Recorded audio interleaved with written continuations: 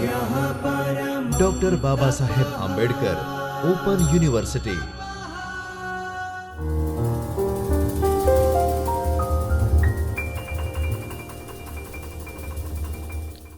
નમસ્કાર વિદ્યાર્થી મિત્રો.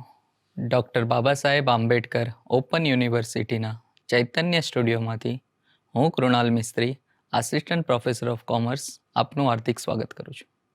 વિદ્યાર્થી મિત્રો, આજે આપણે એમકોમ સેમિસ્ટર 1માં નાણાકીય હિસાબી પદ્ધતિ કે જેનો કોડ છે MC01 CC102, જેની અંદર ભાગ 2 એકમ નંબર 8 બેન્કિંગ કંપનીના હિસાબો વિશે ચર્ચા કરીશું.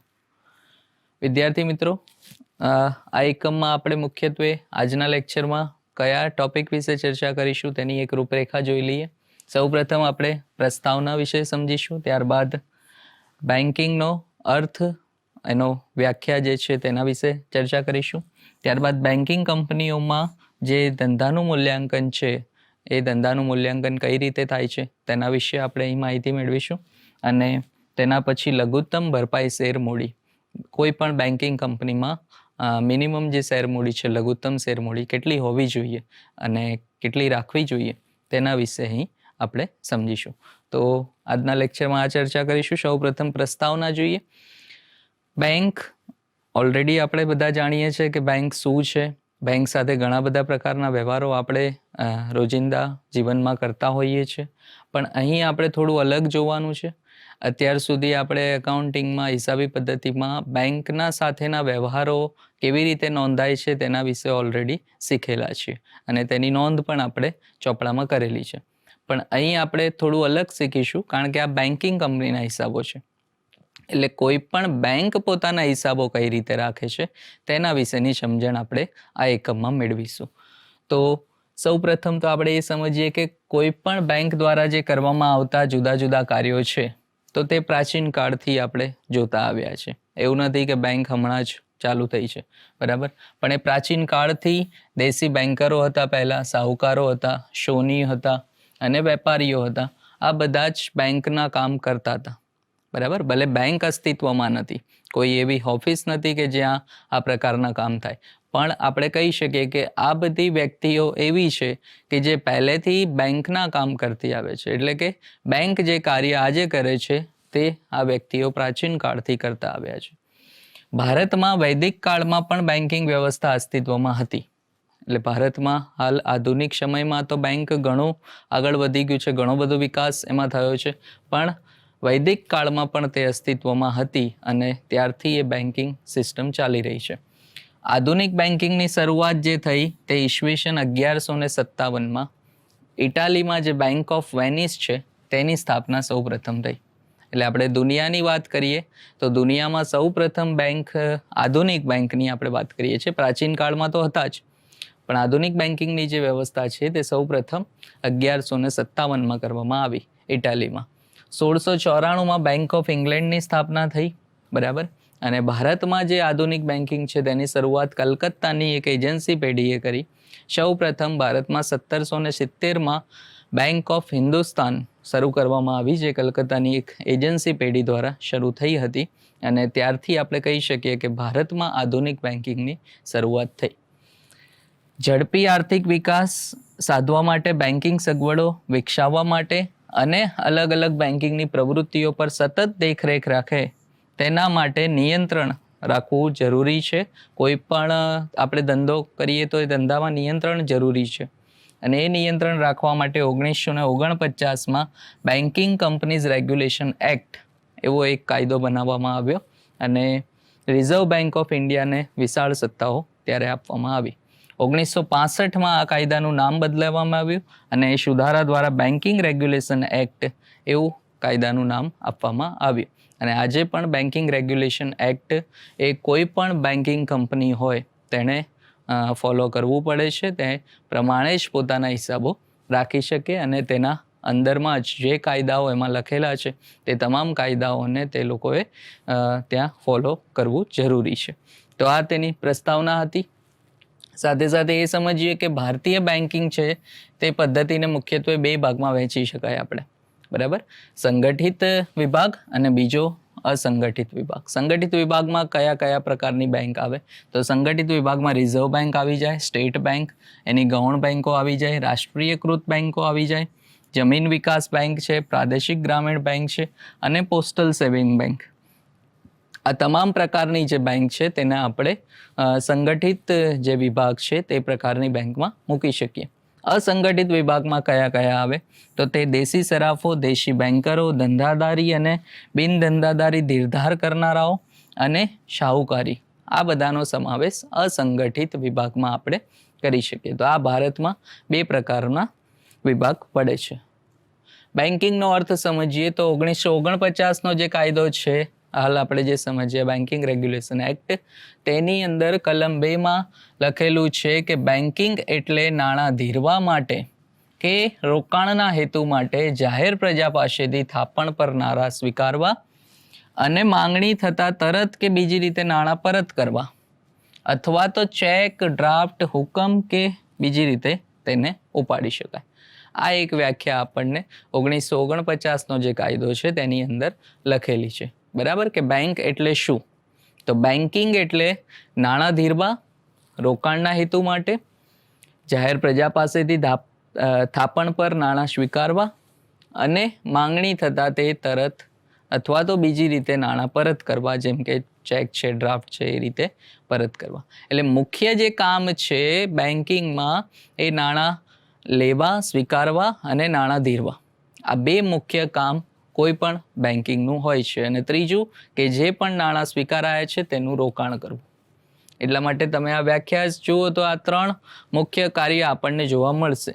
તો વ્યાખ્યા પરથી આપણે જોઈ શકીએ કે બેંકનો જે મુખ્ય ધંધો છે તે જાહેર પ્રજા પાસેથી નાપણ સ્વીકારવી છે અને નાણાંની જરૂર હોય ત્યારે તેમને નાણાં ધીરવાના છે અને નાણાંનું સરકારી જામીનગીરીમાં અથવા તો અન્ય કોઈ કંપનીમાં શેર કે ડિબેન્ચરમાં રોકાણ કરવું. બરાબર, ઘણી બધી પ્રકારે રોકાણ કરી શકાય. તો આ 3 મુખ્ય કાર્ય આપણને અહીં જોવા મળે: નાણાં સ્વીકારવાના, નાણાં ધીરવાના અને તેનું રોકાણ કરવાનું. તો આ બેન્કિંગના મુખ્ય કાર્યો છે બેંકના. એના અન્ય કાર્યો વિશે સમજીએ તો અન્ય કાર્યોમાં થાપણો સ્વીકારવી, એ તો આવી જ ગયું મુખ્ય કાર્યમાં, સાથે સાથે ધિરાણ કરવું અને નાણાંનું રોકાણ કરવું. આ 3 તેના મુખ્ય કાર્યો છે. કોઈ પણ બેંક આ 3 કાર્યો તો કરતી જ હોય. આના સિવાય પણ ઘણા બધા એવા કાર્યો છે જે બેંક દ્વારા કરવામાં આવે છે, જેમ કે નાણાંની હેરફેર કરવી.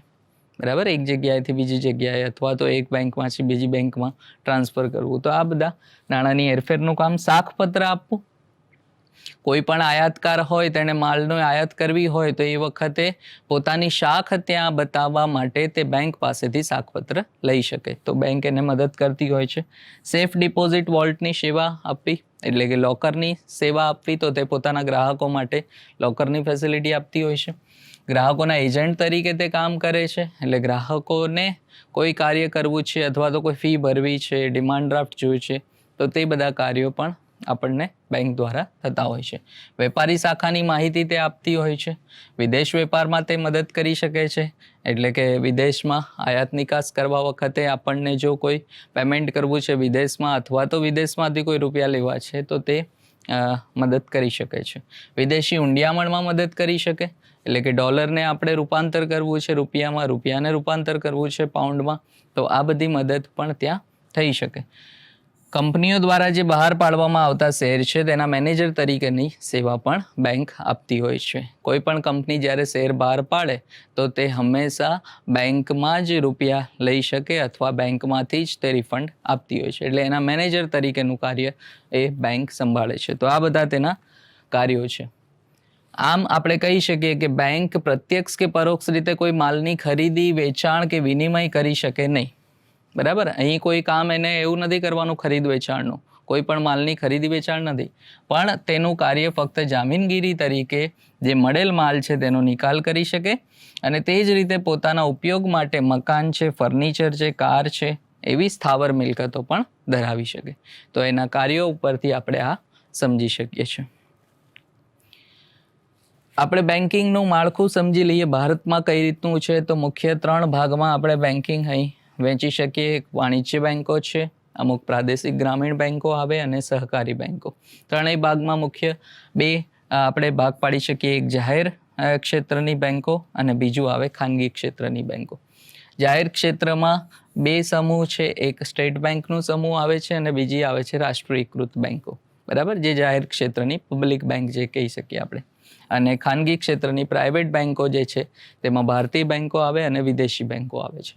સ્ટેટ બેંકના સમૂહ બે પ્રકારના, એક તો સ્ટેટ બેંક આવી ગઈ, ભારતીય સ્ટેટ બેંક, અને તેની ગૌણ બેંકો જે છે તે ત્યાં આવશે.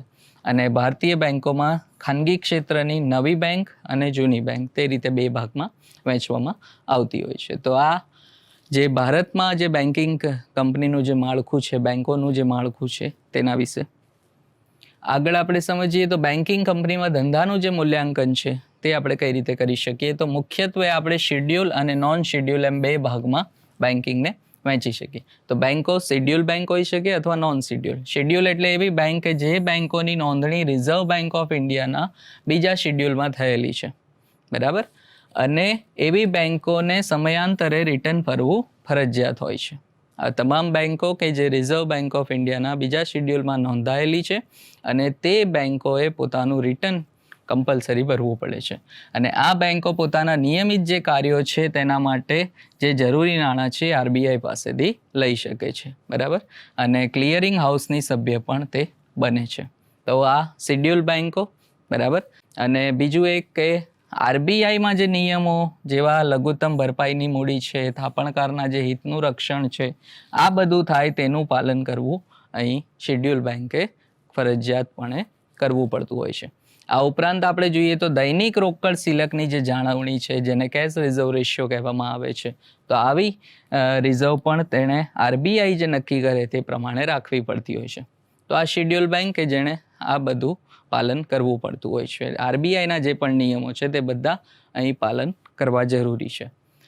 નોન શેડ્યુલ બેંક એટલે જે બેંકની નોંધણી રિઝર્વ બેંક ઓફ ઇન્ડિયાના બીજા શેડ્યુલમાં થયેલ નથી, બરાબર, અને આરબીઆઈની જે વિવિધ જોગવાઈ છે, નિયમો છે, હક છે, તેનું પાલન ત્યાં કરવું પડતું નથી હોતું. સાથે સાથે જે લઘુત્તમ ભરપાઈ મૂડી છે, દૈનિક જે રોકડ સિલક છે તેની જાળવણી અને થાપણદારોના હિતોનું રક્ષણ થાય તેવી જોગવાઈઓનું ત્યાં પાલન કરવું પડતું નથી, બરાબર. આ બધી નોન શેડ્યુલ બેંકમાં પોતાની જાતે તે પોતાના નિયમો નક્કી કરી શકે છે અને આપણે કહી શકીએ કે પોતાના કાર્યો માટે તે નાણાં આરબીઆઈ પરત લઈ શકતી નથી, બરાબર, આરબીઆઈ પાસેથી તે લઈ શકતી નથી. અને આવી બેંકોને જનરલી આપણે કોઓપરેટિવ બેંક કહીએ છીએ. એટલે જે પણ કોઓપરેટિવ બેંક હોય મોસ્ટલી નોન શેડ્યુલ બેંક તરીકે ઓળખાતી હોય છે કે તે પોતાના જ નિયમો પોતાની રીતે બનાવી શકે છે.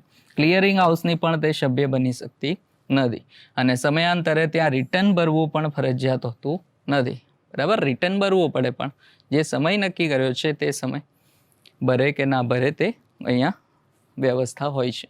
તો નોન શેડ્યુલ અને શેડ્યુલ બેંક વિશે સમજીએ. હાલમાં ભારતમાં આપણે જોઈએ તો ભારતમાં કુલ 20 જેટલી બેંકોનું રાષ્ટ્રીયકરણ એ બેન્કિંગ કંપનીઝ એક્ટ જે 1969 છે 1969 પ્રમાણે થઈ ચૂક્યો છે. હાલમાં 12 રાષ્ટ્રીયકૃત બેંક છે જેને આપણે પબ્લિક સેક્ટર બેંક તરીકે પણ ઓળખીએ છીએ, જે જાહેર ક્ષેત્રની બેંક કહેવાય. આ જે બેંકોનું રાષ્ટ્રીયકરણ કાયદા પ્રમાણે થયું છે તેમાં કાયદા દ્વારા અમુક ફેરફાર કરવામાં આવ્યા છે. કયા કયા ફેરફાર? તો આ બધી જ બેંકોનું સંપૂર્ણ જે શેરમૂડી છે મધ્યસ્થ સરકારની ગણાશે. આ નવી બેંકો રિઝર્વ ફંડ ઊભું કરશે, તેમાં શેર પ્રીમિયમની રકમ લઈ જવામાં આવશે.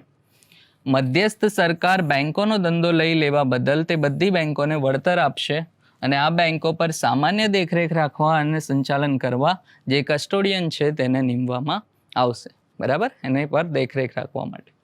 મધ્યસ્થ સરકાર આ કાયદાના અમલ માટે નિયમો ઘડી શકશે પોતે.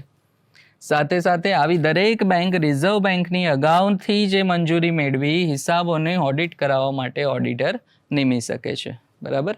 અને ગાલખાદ અનામત, મિલકત ઘસારો, સ્ટાફ પ્રોવિડન્ટ ફંડ અને કોઈ પણ કાયદા મુજબ જે જરૂરી હોય તેવી બધી જોગવાઈ કર્યા પછી જે વધતો નફો છે તે મધ્યસ્થ સરકાર પાસે જમા કરવામાં આવે છે. તો આ જે રાષ્ટ્રીયકૃત બેંકો જે આપણે કહીએ છીએ, જાહેર ક્ષેત્રની બેંકો કહીએ છીએ, તેણે આ બધા નિયમોનું અને આ બધા કાયદાઓનું પાલન કરવું ફરજિયાત હોય છે, બરાબર. એનાથી આગળ આપણે જઈએ તો લઘુત્તમ ભરપાઈ શેરમૂડી કેટલી હોવી જોઈએ?